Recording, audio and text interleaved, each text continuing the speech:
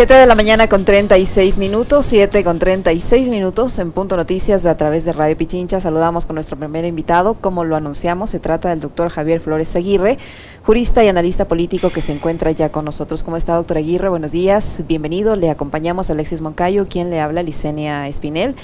Ayer un nuevo capítulo se sumó a esta polémica entre la alcaldía de Guayaquil, entre la alcaldesa Cintia Viteri y el gobierno a través de la ministra de Educación. Esta pugna se agrava en el sentido de que el COE nacional analiza la posibilidad de emitir las disposiciones que correspondan en caso de que se necesite la participación de la fuerza pública, dice, para garantizar que no se atente ante el ejercicio del derecho a la educación. Ante esto, la alcaldesa Viteri le ha instado, le ha aconsejado a la ministra de Educación a que recorra las unidades educativas, los establecimientos educativos públicos en los barrios marginales de Guayaquil, que dice ella no cuentan con las menores garantías para que se produzca este proceso de clases presenciales y voluntario. ¿Qué decir respecto a esta polémica? ¿Usted cómo la mira? ¿Cómo se siente esto en la ciudad de Guayaquil? ¿Y de qué manera se podrá hallar una solución a este conflicto? La alcaldesa está radical en su posición y del lado del gobierno también hay radicalidad en la posición. ¿Cómo encontrar un punto de equilibrio aquí? Buenos días, bienvenido. Bueno, muy buenos días, muchísimas gracias. Solo una precisión, Flores Aguirre, Aguirre es mi segundo apellido, por si alguien no lo tenía registrado. Yo creo que en este caso lo que existe es un tema de competencias, por supuesto, que es lo que está de fondo, pero a mí me interesa más la discusión acerca de la excusa que se ofrece por parte de la alcaldía.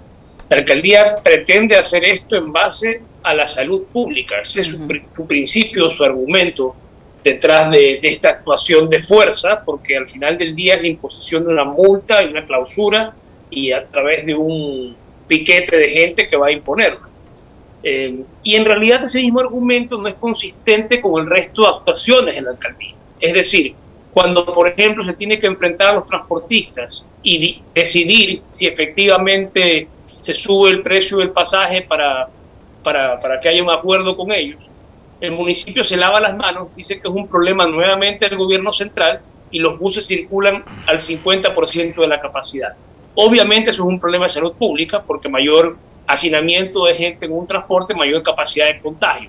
Si la salud pública fuera el norte de la administración de Guayaquil, ciertamente tuviéramos otro tipo de política de transporte porque la salud pública sería primaria y haríamos todo lo posible para que no fuera una fuente de contagio ese espacio de interacción cotidiana. Entonces yo creo que lo primero que habría que identificar aquí es que estamos hablando de una alcaldía bastante desorientada en su actuación. Lo que en algún caso le funciona cuando siente que está ante alguien débil, ante los escolares o las personas que administran escuelas, pues se quiere imponer a la mala, y cuando siente que tiene un interlocutor más fuerte, incluso lo deja parquear sus vehículos en las calles de la ciudad con todo lo que ello implica en términos de apropiación del espacio público por parte de gente que supuestamente está en disputa con el municipio. Y cuando le piden al vocero del municipio que lo aclare, dice que para no causar más molestias ni para avivar el problema.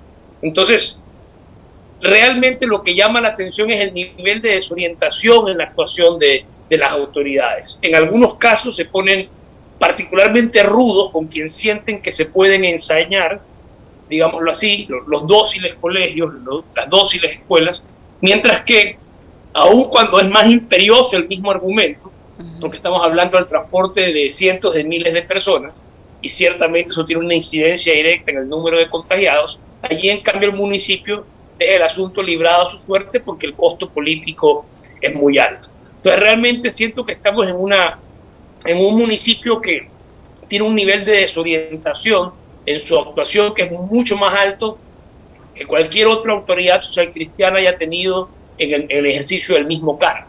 A lo que quiero llegar con esto, para pasar a conversar tal vez otros temas o del mismo, con una siguiente pregunta, es que para mí estamos viviendo en Guayaquil un momento decadente de un estilo político que durante casi 30 años, este año se cumplen 30 años, en el 2022, ha administrado la ciudad. Creo que esta fase, después de haber vivido la fase de Febres Cordero, que para mí fue como guayaquileño la más representativa realmente de la fuerza que le quiso introducir, de la fuerza de cambio que significó el socialismo en su primera etapa, porque hay que reconocer ciertamente eso en el contexto histórico. Entonces el cristianismo fue, o quiso ser al principio, una superación del roldosismo, que era realmente un cáncer, una lacra que laceraba a Guayaquil. En eso estamos todos claros. Pero eso fue hace 30 años.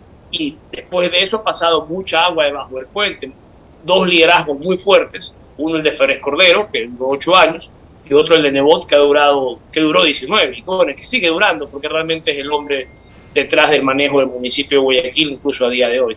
Pero en la representante que está ahora, pues ciertamente tiene un liderazgo muy diferente y creo que muy vacío de contenido, realmente. Creo que donde otros intentaron de imponer su sello, ella simplemente no tiene esa capacidad y creo que se siente atrapada en un mundo de discurso que reluce y que resuena, pero que realmente no tiene una política clara de a dónde quiere llevar a la ciudad. Y para mí es significativo esto que digo. En ocasiones el tema de la salud pública les sirve para ser violenta y clausurar instituciones como los colegios. En otros casos la salud pública no importa nada, que la gente se siga contagiando en la metrovía, que pasa llena siempre, que la gente se siga contagiando en los buses, porque no importa que no decidamos la política de los precios de los buses, porque, por ejemplo, sí puede subsidiar, porque no es que no puede subsidiar a la metrovía, que no funciona bien desde hace mucho tiempo, que es un proyecto fallido, ese de Nebot, continuado por Cintia Viteri, pero es un proyecto fallido, porque desde cuando se pensó el 2004 tenía 7 troncales, y a la fecha solo tiene 3, y la cuarta, que se venía ofreciendo desde los tiempos de Nebot, durante todo lo que va a decir Cintia Viteri, sigue sin concretarse, es un proyecto fallido. Y aún así se le han dado 2 millones y pico en subsidios, o sea que se puede subsidiar, se pueden hacer las cosas cuando se busca el beneficio. En este caso creo yo más es sostener un sistema de negocio que realmente beneficiar a la ciudadanía con ese subsidio, quiero decir. Pero lo que quiero decir es que también se pueden dar subsidios y se puede lograr que gente pueda llegar a su casa en unas condiciones más cómodas y menos proclives al contagio, si de salud pública se tratara. Pero nuevamente aquí lo que tenemos es un municipio, y en eso el socialcristianismo se ha hecho escuela, que se ha preocupado mucho más de la acumulación de la riqueza en pocas manos que realmente lograr una redistribución de ella en beneficio colectivo. Hola Javier, qué gusto saludarte y poder conversar. A ver, ahí tengo algunas inquietudes con respecto de lo que decías. Primero, ¿cómo es que logra, a pesar, digamos, de esa falta de liderazgo característico del PCC, en la señora Viteri, que bien dices y señalas, tiene otro tipo de liderazgo, cómo es que logra mantener los números tan altos? Ahora, vamos, Guayaquil ha tenido periodos larguísimos, ¿no?, de permanencia del Partido Social Cristiano en la alcaldía, y eso obviamente le genera un importantísimo capital político. Entonces, no tengo duda de que ella va a ser la candidata a la reelección, por ejemplo, a la alcaldía de Guayaquil. Y Guayaquil podría entrar a ser también un terreno de disputa con el partido de gobierno, con Creo, que ya me parece no van a ir nuevamente como aliados en las seccionales, que están a la vuelta de la esquina, 5 de febrero del próximo año. Entonces, entender cómo es que Cintia Viteri todavía tiene cifras tan altas de aceptación por encima del 55%, y entender también cómo va a entrar a disputar Creo y el presidente Lasso Guayaquil. La respuesta creo que más concisa podría ser que Guayaquil sufre el síndrome de Estocolmo, está enamorada de su captor. Pero creo que ya entrando un poco más en detalle, más allá de su morada, yo creo que es parte de imaginación, yo creo, falta de tener otro escenario para contrastar a la ciudad con un ideal de excelencia. Creo que durante 30 años se ha cultivado una idea, y en esto ha tenido mucho que ver obviamente el periodismo en Guayaquil, los medios de comunicación en Guayaquil, que han sido tradicionalmente serviles, asquerosamente serviles, a la alcaldía de Guayaquil, particularmente en los tiempos de Nebot. Férez Cordero sí era más respondón, y bueno, particularmente era respondón con los medios de Quito, le tenía tirria al diario Hoy, que bueno, que ya no existe. Pero en todo caso, creo que tiene que ver en buena medida con el hecho de que no hay una capacidad crítica para analizar lo que se vive en Guayaquil. Incluso cuando se tienen problemas graves como el tema del transporte o el tema de la inseguridad, lo normal es echarle la culpa al gobierno central, y con eso parecería que hay un teflón encima de la alcaldía y que esos problemas son problemas de otro y que la alcaldía simplemente los tiene que sufrir como el resto de guayaquileños, lo cual es realmente absurdo, pero creo que una autoridad responsable podría enfrentar ambos temas y sin lugar a dudas hacerlo de una manera más eficaz que lo que ha hecho el municipio local, que ciertamente incluso ha tenido estas posturas que son poco entendibles cuando ha dicho, luego rectificó, pero hubo un momento en que después de haberle dado cierta cantidad de dinero a la policía, dijo, bueno, si no me rinden cuentas, por último lo quito. O sea, habían habido unas masacres en días recientes, pero ya puestos a disputarse con la otra autoridad, estaba dispuesta a retirar el dinero que había, o a cortar el dinero que iba a darle. Entonces, realmente son posturas que para mí son muy difíciles de digerir porque son aceptadas por la ciudadanía. Lo único que se me ocurre realmente en el fondo es que hay primero un importismo por la política en general y ese tipo de ciudadano que se maneja por emociones es bastante manipulable. Y segundo, creo que hay esa falta de marco de referencia para poder estudiar al PSC desde la perspectiva del guayaquileño. Obviamente, habemos guayaquileños bastantes que somos críticos del PSC y creo que realmente con el tiempo ha habido un cambio en eso bastante relevante. El número de gente, la intensidad de la crítica en relación con lo que hubo en el 2000 o el 2010, ciertamente al 2020 o 2022, es mucho mayor, es mucha mayor la cantidad de gente que sabe que lo del PSC es un modelo fallido, porque así hay que entenderlo, un modelo que quiso desarrollar en la ciudad hacia un ideal de éxito, y vamos, ¿de qué éxito se puede hablar cuando tuviste lo de marzo y abril en tiempos del COVID, cuando tienes el tema de la inseguridad en las calles de la ciudad, donde cada día mueren varias personas, al mes mueren, ahora están muriendo casi 100 personas, si cerramos el mes con los números a los que estamos apuntando. Entonces realmente se vive una situación crítica en Guayaquil. Yo creo que no hay guayaquileño que se sienta realmente cómodo y seguro en la ciudad a día de hoy. Eso es un fracaso de ciudad. Si tu ciudad no puede ser cómoda y segura, no tienes realmente un espacio público para convivir, no has hecho una ciudad, es una aldea gigante y con problemas. Entonces realmente no sé de qué éxito se puede hablar. Si después de 30 años no hemos podido conseguir ni siquiera la comodidad de transitar por las calles sin peligro, pues realmente no sé de qué éxito estamos hablando. Y realmente echarle la culpa de todo ello al gobierno central se me antoja que es precisamente el problema de ceguera que tiene Guayaquil, querer simplemente resolverlo todo echándole la culpa al otro. Guayaquil para mí es una ciudad que está condenada, quiero decir con total claridad. Yo no veo cómo puede rescatarse de la inminencia del cambio climático y las inundaciones que van a existir. Es una ciudad que no piensa en eso, que actúa de manera muy silvestre, muy despreocupada sobre el tema. En otros lugares ya se han hecho inversiones millonarias para atajar estos asuntos. Guayaquil no le importa ni a sus propios ciudadanos. Entonces, para mí es una ciudad que dentro de poco va a empezar a sufrir esas consecuencias. Eso no es una broma, no es que no va a ocurrir, no es que de repente se va a evitar por alguna intervención de José María Escrivá o algo así. Simplemente va a ocurrir cuando tenga que ocurrir, y cuando eso pase, pues vamos a sufrir las consecuencias, y Guayaquil va a ser una ciudad probablemente ya condenada a su extinción o a un cambio realmente. No será la misma ciudad que fue. Ya la mayoría de ellas será tomada por el agua, será inhabitable, habrá que buscar otros espacios. No sé qué será de eso, y probablemente ya muchos de quienes estamos hoy conversando no estemos aquí. Pero de aquí a unos 40 o 50 años, para mí es una ciudad que tiene un futuro bastante oscuro y directo a la extinción. Como por lo demás el mundo entero, en todo caso. Doctor Flores, la respuesta del gobierno, usted dice que la alcaldesa está zafando su responsabilidad, lanzándola al gobierno en el tema de seguridad. Y la respuesta del gobierno ha sido trasladar más de 1,000 policías a la ciudad de Guayaquil, dar $9 millones para la compra de equipamiento, etcétera, etcétera. Y ayer la ministra de Gobierno ha insistido a la Asamblea Nacional en que debe aprobar con urgencia esta ley de seguridad integral y fortalecimiento de la fuerza pública. A raíz de este atentado en el sector de la playita del Guasmo en la ciudad de Guayaquil, ella dice que eso devela que hay la utilización de armamento sofisticado, que hay una migración de armas blancas hacia el uso de armas de carácter industrial en la ciudad de Guayaquil. ¿Estas medidas serán suficientes, cree usted?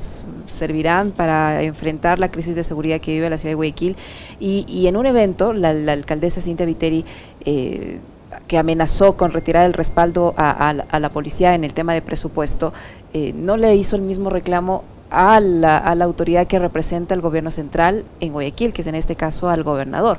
Después de escuchar al gobernador declaraciones bastante polémicas sobre la seriedad con la que toma el tema de seguridad, lo mínimo que se podía esperar es que la alcaldesa, teniéndolo enfrente, le reclame por el manejo también de la seguridad. Bueno, lo del gobernador realmente es increíble. Y si apuntamos más arriba, lo de la ministra de gobierno es increíble. O sea, la ministra Vela tiene una falta de fuerza, su imagen, su actitud. O sea, yo la veo y pienso en una señora, una mecedora, tomándose un chocolate caliente, tejiendo, pero a cargo de la seguridad del país, con las cosas como están, con la forma como ha crecido el crimen organizado y cómo ha hecho mella en el litoral, principalmente, las provincias de Los Ríos y Guayas, de manera singularizada. Pero, digamos, hermanos, tener en la responsabilidad de la seguridad de un país en una persona como la ministra Vela, a mí se me hace altamente irresponsable. Y lo que ha dicho el gobernador, que es el representante del Ejecutivo, eso es el tridente de los Avengers y tal, es directamente ridículo. Es para ponerlo como atributo del concepto de aniñado bobo. O sea, realmente es una tontería mayúscula y es una lástima tener que ver reflejado el tema de la seguridad, que tanto problema nos genera a todos los habitantes de Guayaquil, tratado de una forma, si lo quieres, hasta infantil. Entonces, yo siento que lo que se está haciendo es insuficiente. Creo que realmente el poder que tiene el crimen organizado es mucho mayor. Creo que el tema es mucho más profundo porque también hay corrupción en distintos estamentos, incluso los de control. Entonces, es una cuestión bastante complicada. Creo que tiene también que ver con la intervención focalizada de otras ramas de la fuerza pública, particularmente los militares, en control de espacios como, por ejemplo, los puertos, que son los lugares de salida básicamente de la droga, y es lo que habría que controlar de manera sumamente eficaz. Eso de allí no se hacía durante, creo que el 2021 no se hizo de manera realmente eficaz, y creo que habría que trabajar en eso de una manera mucho más concentrada. Pero ciertamente creo que las medidas que se están tomando de incrementar la policía, en ese sentido, no puedo no estar de acuerdo con que haya un mayor incremento de la policía en las calles para control. Obviamente lo que hay que esperar es que actúen de acuerdo con el uso progresivo de la fuerza, tal como está diseñado por los instrumentos internacionales y por las interpretaciones que se han hecho de estos instrumentos, que están más o menos claras, creo yo. No, lo que se necesita es capacitación, no es que no existe el concepto está, lo ha desarrollado Naciones Unidas, lo ha desarrollado la Corte Interamericana de Derechos Humanos, hay especialistas sobre el tema, se puede acudir a ellos y obtener un resultado. Lo que se necesita es que el policía lo sepa, porque luego vemos policías que disparan tiros por la espalda y parece que ya no están entendiendo el concepto. Y el problema es cuando la sociedad empieza a aplaudir que hayan tiros por la espalda. Javier, porque ahí estamos ya básicamente legalizando la ejecución extrajudicial. Correcto. O sea, no legalizando, normalizando. Digamos. Javier, ¿cómo debemos entender en esta coyuntura, con ese escenario que está viviendo Guayaquil, que es crítico, el silencio de Nebot? Es decir, digamos, del lado de la Revolución Ciudadana hay un liderazgo ausente, que es el de Rafael Correa, que se pronuncia mucho en Twitter, que tiene pocos espacios en medios, pero acá está en Ecuador Nebot, y Nebot no ha salido al frente. Digamos, cuando se habla mucho de las fuerzas vivas de las ciudades, yo entendería que Nebot probablemente debería estar liderando una de esas fuerzas, ¿no? Esas juntas cívicas en Guayaquil, que están tan acostumbrados a que se reúnan un grupito de 10, 15 patricios y le digan al gobierno qué es lo que tiene que hacer. Pero Nebot ha guardado silencio y no dice nada. O sea, parecería que no le está preocupando lo que sucede en Guayaquil. Yo creo que no tiene nada que decir a día de hoy. Tal vez cuando vuelva a la cancha política y tenga un puesto, tal vez en la prefectura, que se rumora que lo quisiera obtener, entendería que nuevamente podría tener un discurso que pueda acompañarlo de acciones. El problema de Nebot es que ahorita simplemente es un señor hablando desde su escritorio y no tiene nada realmente como autoridad que disponer de forma directa. Obviamente puede disponer la Cintia Vitero un montón de cosas, y se ha visto que ha sido así, y es notorio que él ha tenido una preeminencia en tantas cosas en el municipio, que a veces, sobre todo al principio, parecía que él seguía mandando y que ella simplemente era un parapeto. Ahora ya no parece tanto un parapeto, pero en cambio es cada vez más ineficaz y desorientada, que a veces era preferible que haya sido un parapeto. Pero en todo caso, creo que Nebot tiene muy poco que decir ahorita. No es un buen momento para Nebot para salir a explicar cosas cuando la ciudad que él administró durante 19 años está viviendo la crisis que está viviendo. Genera más problemas que los que resuelve si interviene ahorita para explicar algo. Y su discurso de bully, porque básicamente el discurso de Nebot es eso, un discurso autoritario que siempre tiene un enemigo. Cuando tiene un enemigo es bueno porque se ceba con ese enemigo y lo maltrata y tiene como amenazarlo de cosas. Ahorita que es un señor ya casi octogenario, retirado en su casa y que habla desde un escritorio, pues no tiene tanto peso ese discurso de bullying. Ya parece más una cosa de viejo chocho que realmente de un tipo que puede intervenir y cambiar las cosas. En Guayaquil está en graves problemas y eso no se va a resolver porque salga Nebot a decir algo desde su casa. O quizás eso, porque hay alguna suerte de pacto, Javier. Que se mantenga callado. Quizás hay alguna suerte de pacto, o sea, ahí hay un personaje en medio, ¿no? Que es el consuegro de Guillermo Lasso, que es José Nebot, el hermano de Jaime. Entonces, siempre él ha tratado de convertirse como en un mediador, y probablemente ese silencio de Jaime se deba a la intervención de su hermano, que es consuegro de Lasso, y que no quiere que los dos se peleen.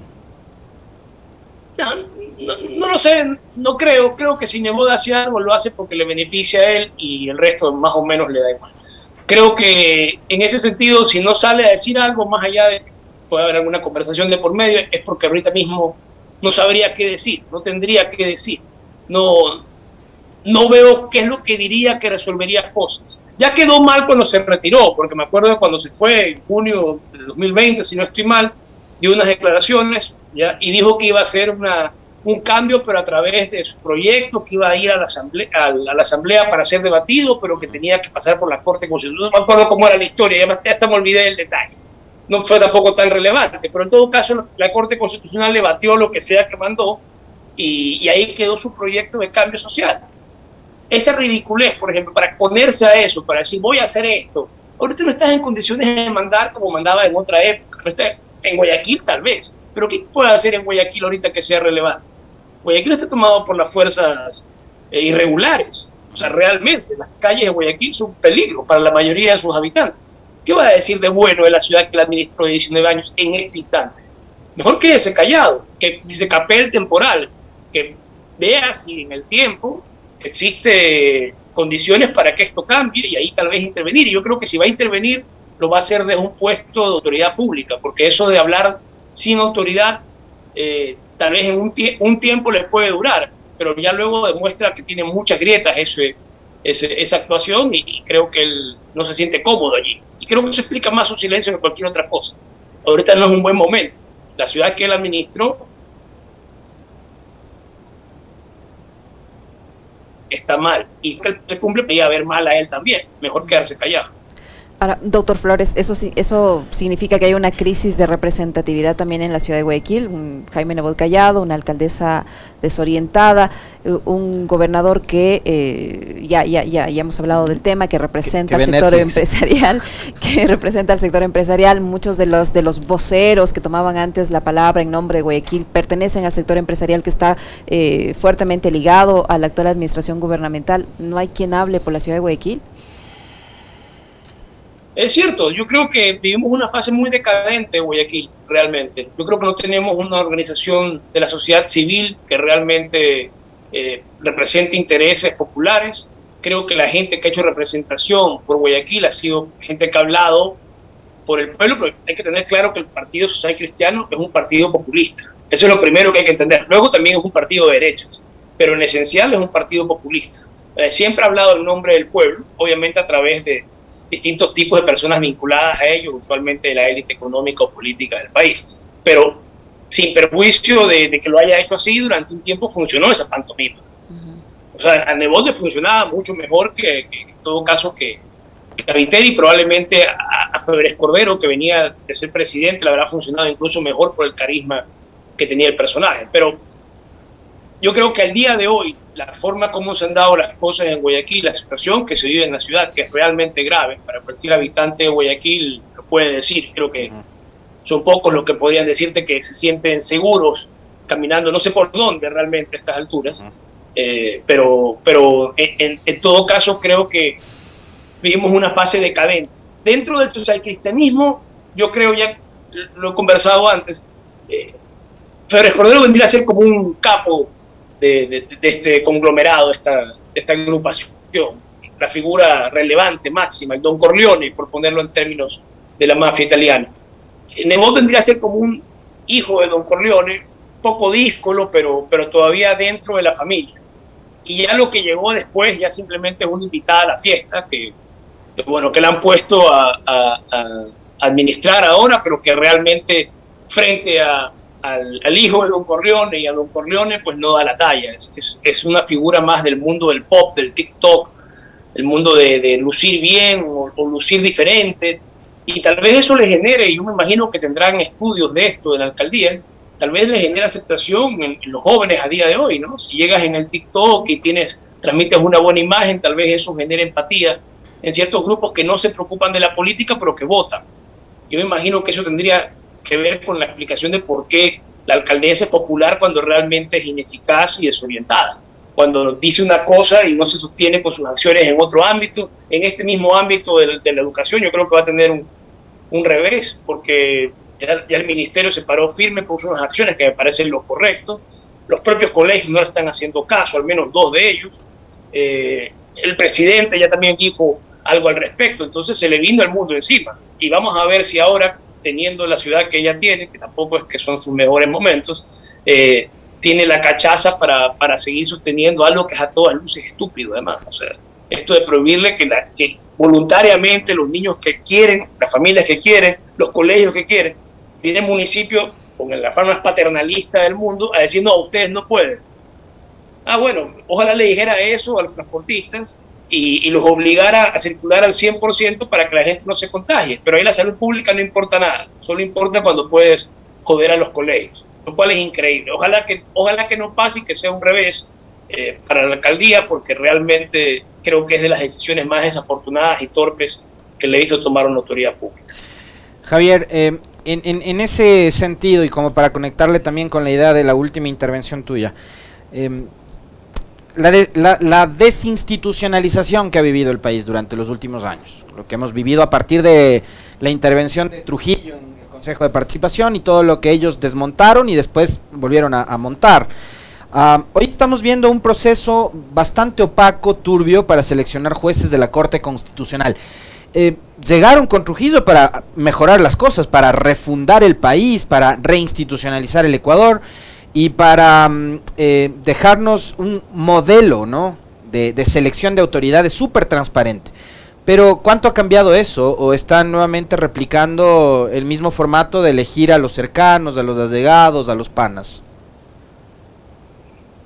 Lo de Trujillo fue un fracaso escandaloso, realmente. Si pretendió refundar un país, realmente no hizo nada de eso. Lo que fue el agente necesario para remover a correístas de sus puestos sin el debido proceso y de la forma más dictatorial y burda posible. Eso hay que tenerlo clarísimo, y todas esas cosas se van a pagar más adelante en el contexto internacional. El sistema interamericano va a conocer casos de estos por montones y va a tener que acreditar lo que corresponda en materia de reparación, porque es la historia igual del Ecuador. Tradicionalmente ha funcionado así. No es que la primera vez que se han destituido arbitrariamente autoridades y el Ecuador ha sido obligado a reconocer que eso estuvo mal en el contexto internacional. Ya pasó con la Corte Suprema, ya pasó con la Corte Constitucional, en esa época se llamaba Tribunal Constitucional. Ya hay sentencias en este sentido, y realmente lo que ocurrió durante el régimen de Trujillo fue de una arbitrariedad escandalosa. Yo siempre recuerdo haber escuchado a finales de marzo, cuando se aprobó el mandato que los habilitaba al juzgamiento de las autoridades, a los del Consejo Transitorio. Lo recuerdo al doctor Trujillo, recuerdo que lo escuché en la radio, y pasaban sus declaraciones, y él decía, no, ahora ni la Constitución nos detiene, poco más o menos. O sea, estamos por encima de la Constitución. Nuestras decisiones son también constitucionales. Yo decía, a ver, este señor está completamente demente. completa y absolutamente demente. Lo que está diciendo no tiene ningún sentido de ningún tipo y es asombroso que él se lo crea. Y yo a partir de eso dije, esto solo puede terminar mal. Cuando una persona te dice que tiene así el poder y está tan segura de que puede hacer las cosas que él cree que puede hacer por tener todo el poder, eso solo puede terminar mal. Y realmente fue nefasto lo que hizo Trujillo y no logró ningún cambio real, salvo cambiar a los correístas, que es para lo que lo pusieron. Lo que pasa es que lo hizo de una forma burda, absurda, violatoria de derechos. Simplemente hay que tener eso claro, violatoria de la mayoría de derechos al debido proceso, por la sencilla razón de que este señor y eventualmente el consejo que presidía se pensó por encima de la Constitución y de las leyes. Fue un pequeño grupo dictatorial que se pensó como necesario en esa época a fin de erradicar a los correístas. Pero el resultado de eso no fue ni mucho menos refundar el país, ni poner a personas más probas, ni nada parecido. El resultado de eso es Diana Salazar, el resultado de eso es Pablo Celi. Diana Salazar en un concurso chafa elegida como la fiscal, y Pablo Celi continuado en el cargo porque se omitió hacer, ustedes deben recordar esto, se omitió a hacer la selección del Contralor porque se pensaba cambiar el modelo como se iba a administrar la Contraloría, que se iba a hacer un tribunal de cuentas. Entonces, mientras se iba a discutir esa idea, decía la resolución del Consejo Transitorio, no se iba a elegir al Contralor. Y mientras tanto no lo designaban, no era el término, decían, disponían, ni siquiera el término era policial, era ya de despacho. Disponían que siga siendo Pablo Celi, el mago de la corrupción de la Contraloría, el Contralor. Entonces, realmente de refundar nada, pusieron a las personas que eran claves para perseguir al correísmo hasta el fin de los tiempos. Necesitaban una fiscal adepta, pues ya la pusieron. Necesitaban un Contralor que de las glosas que tenía que mandar, pues también lo pusieron. Era acomodar las cosas al nuevo régimen. De refundar, insisto, nada. Es la misma vieja historia. Que saquen los viejos para poner a los nuevos y a través de estos nuevos administrar los recursos, las preventas, los cargos y hacer el país de siempre. Este es el país de los 90 que ha vuelto con toda la furia. Pero al parecer, doctor Flores, al parecer, doctor Flores, esa estrategia va a continuar porque hay denuncias de quienes aspiraban a participar o a convertirse en jueces de la Corte Constitucional, de que el gobierno se quiere tomar la Corte Constitucional completamente, y lo propio han hecho ahora algunos vocales del Consejo de Participación que denuncian que también el gobierno se quiere tomar nuevamente la Contraloría General del Estado para poner allí a alguien cercano al círculo del presidente de la República. O sea, esa estrategia no tiene fin. Así he escuchado en ambos casos, y en el caso de la Corte Constitucional me parece particularmente grave que el concurso se haya desacreditado tanto, que se hayan retirado ya 4 de los 9 que estuvieron desde un principio, quedando 5. O sea, ya a estas alturas podrían poner a uno de juez de agua y echarse esto a un cuarentazo. O sea, ya directamente ya sean tan poco serios como lo parecen, porque realmente lo que debe pasar con un concurso cuando te quedan 5 de 9 ya es que lo vuelves a hacer. Yo no creo que eso tenga visos de seriedad a estas alturas, en mi opinión. Es más serio que jueguen 40 para decidirlo, que hagan esa selección tan burda que están haciendo, tan desprovista de legitimidad, al punto que se han retirado casi la mitad de los que estaban postulados. Es una desgracia. Muchísimas gracias, doctor, siempre por su tiempo, por la información y el análisis que nos permite realizar el doctor Javier Flores Seguirre, que nos acompañó en esta mañana. Muchas gracias, doctor Flores. Un abrazo, Javier.